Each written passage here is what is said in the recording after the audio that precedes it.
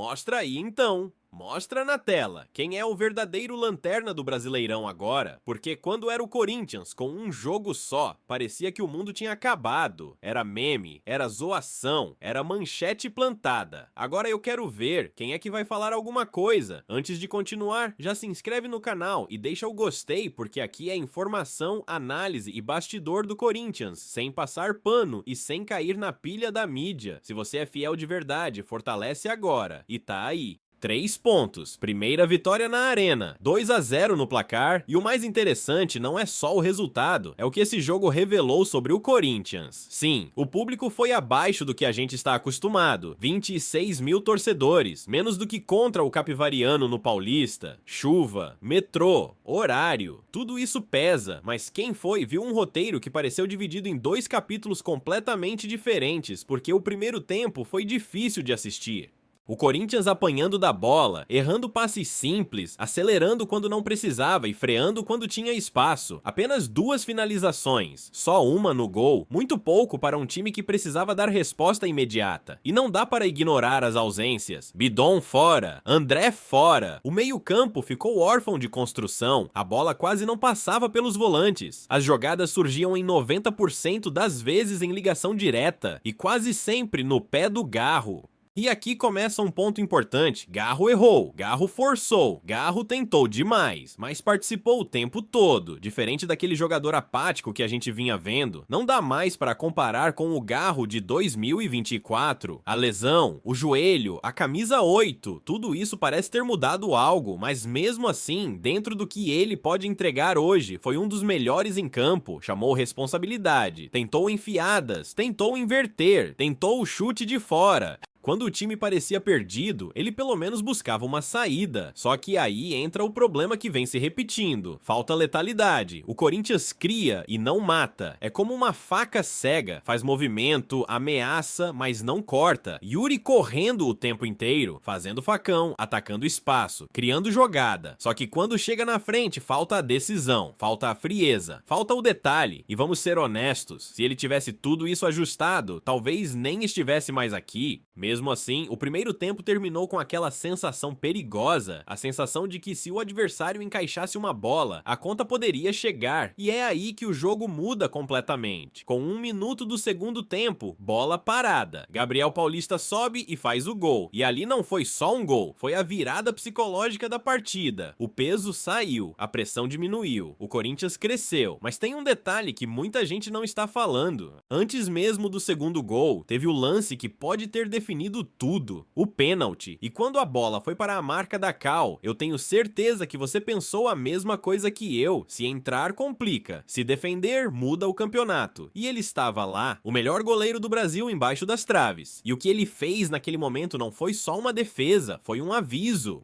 Na parte 2 eu vou falar sobre o número absurdo que ele alcançou com esse pênalti defendido, por que ele já superou nomes históricos do Corinthians, e como isso muda completamente a discussão sobre ele em 2025. E tem mais, vou entrar também na estreia que deixou a torcida empolgada demais, e que pode mudar a hierarquia do meio-campo nas próximas semanas. Se prepara, porque o que vem agora é forte. Quando ele caminhou para o gol, ajeitou a luva e ficou parado olhando o batedor, tinha muito mais em jogo do que apenas uma cobrança. Não era só um pênalti, era a chance de calar qualquer narrativa de instabilidade. E ele foi lá e fez o que faz de melhor, decidir. Com essa defesa, ele chegou a 11 pênaltis defendidos com a camisa do Corinthians. 11 em 34 tentativas. Para você ter noção do tamanho disso, é a melhor média da história do clube, superando Dida.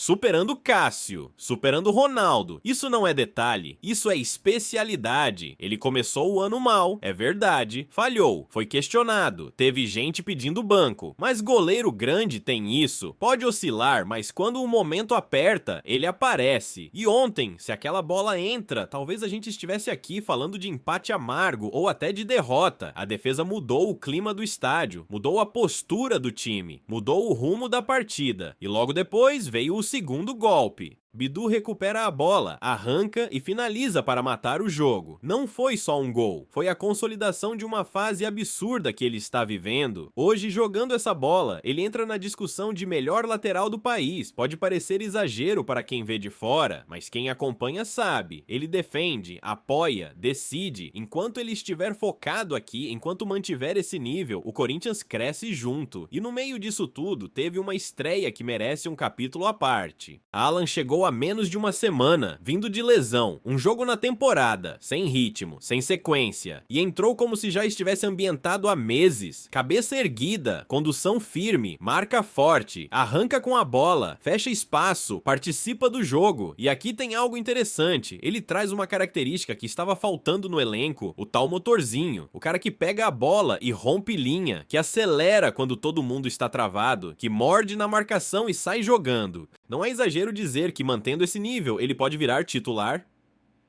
E não necessariamente tirando o Ranieri agora, mas ocupando uma função mais solta, mais agressiva, mais intensa. Ele lembra aquele perfil de volante moderno, que marca, mas também constrói. Que corre, mas pensa. E o mais impressionante é que isso foi com pouquíssimo tempo de casa. Imagina quando estiver 100% fisicamente. Imagina com 3 meses de sequência. E, se mantiver apenas o que mostrou ontem, o empréstimo já começa a se pagar. Só que enquanto uma peça chega, outra saiu, e a saída de Martinez não foi tão simples quanto parece. Na parte 3 eu vou explicar exatamente como ficou o acordo da rescisão, quanto o clube ainda vai pagar, por que poderia ter sido muito menos, e qual foi o gesto de bastidor que quase ninguém está comentando. E depois disso, ainda tem uma bomba envolvendo André Luiz e interesse europeu, que pode mexer com o futuro financeiro do Corinthians. Agora presta atenção nisso porque pouca gente explicou direito o que aconteceu nos bastidores. A saída de Martinez não foi simplesmente um adeus e pronto. Existia contrato, existiam valores, existia risco jurídico e o Corinthians tinha base legal para rescindir de forma unilateral. Ou seja, poderia encerrar tudo por justa causa e pagar praticamente nada além do obrigatório. Mas não foi isso que aconteceu. O clube acertou um acordo que envolveu assumir totalmente os custos da cirurgia do jogador. Além disso, durante o ano de 2026, o Corinthians vai pagar 30% do salário dele. Em 2027, que ainda existia vínculo contratual, ele não receberá mais nada. Parece pouco, mas poderia ter sido muito menos. Segundo pessoas do departamento, havia argumento jurídico suficiente para romper sem esse compromisso financeiro. Só que a diretoria optou por algo diferente, um gesto de fair play, um acordo de cavalheiros para não deixar o atleta desamparado após toda a situação. E aqui entra uma parte emocional da história. Martinez foi importante, 70 jogos com a camisa do Corinthians, 2 gols, 2 assistências, participação decisiva na Copa do Brasil.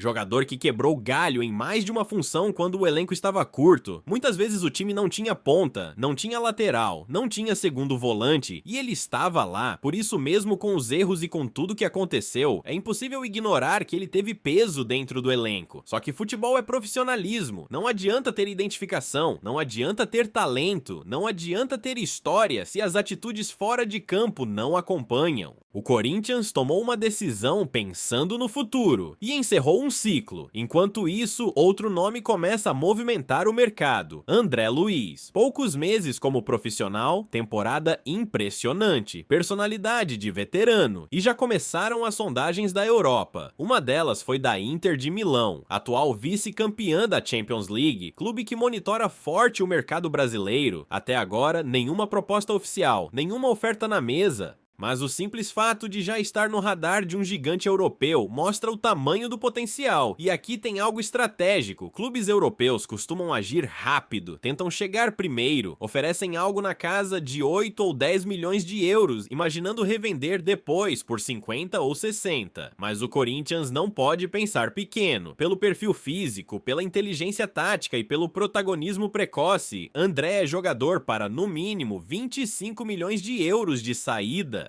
no mínimo, e dependendo de como evoluir até a próxima janela, esse número pode subir ainda mais. Só que tem um detalhe que a torcida precisa começar a entender: se André e Bidon continuarem nesse ritmo, a tendência é que ambos sejam vendidos por valores acima de 30 milhões cada nos próximos anos, e isso pode mudar completamente o cenário financeiro do clube. Na parte 4 eu vou falar sobre o impacto que uma venda nesse nível pode ter no Corinthians, por que isso pode ser a virada estrutural que o clube precisa, e também vou fechar com um alerta importante sobre o que ainda precisa melhorar mesmo com a vitória. Agora vamos falar de algo que vai além dos 3 pontos, porque vencer é importante, sair da zona incômoda da tabela é importante. Mas o que realmente pode transformar o Corinthians nos próximos anos é o que acontece fora das 4 linhas. Se André Luiz sair por algo próximo de 25 milhões de euros ou mais, e se Bidon seguir o mesmo caminho por valores acima de 30 milhões, estamos falando de uma entrada que pode ultrapassar 50 milhões de euros somados. Convertendo isso para a realidade do clube, é dinheiro suficiente para reorganizar fluxo de caixa, aliviar pressão financeira, investir em reposição qualificada e, principalmente, ganhar fôlego estrutural. Mas aqui mora o perigo. Não adianta vender bem e gastar mal. Não adianta fazer leilão e depois errar na reposição. O Corinthians já viveu isso antes. Se a diretoria for estratégica, essas possíveis vendas podem ser a luz no fim do túnel.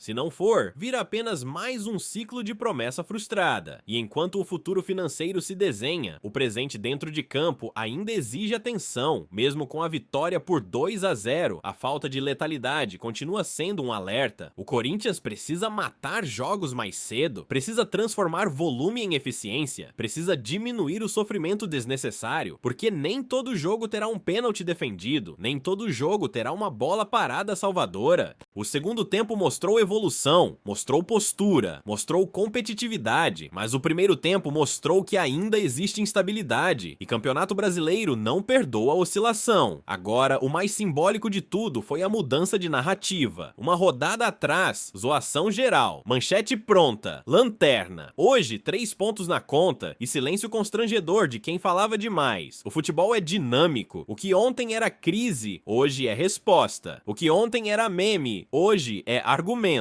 Mas o Corinthians não pode se acomodar na provocação, tem que usar isso como combustível. Tem elenco jovem valorizando, tem goleiro decisivo, tem lateral em fase absurda, tem reforço estreando bem, tem receita potencial vindo do mercado europeu. Agora precisa transformar tudo isso em consistência, porque quando o Corinthians encaixa, quando junta intensidade com eficiência, a conversa muda de nível. E aí eu te pergunto, se esse time ajustar a pontaria e manter a competitividade do segundo tempo, até onde pode chegar nesse campeonato? Comenta aqui embaixo o que você achou do jogo e quem foi o melhor em campo para você. Se inscreve no canal, se ainda não for inscrito, deixa o gostei, porque isso fortalece demais o conteúdo e ativa o algoritmo para entregar o vídeo para mais corintianos. A gente se vê no próximo. Vai Corinthians!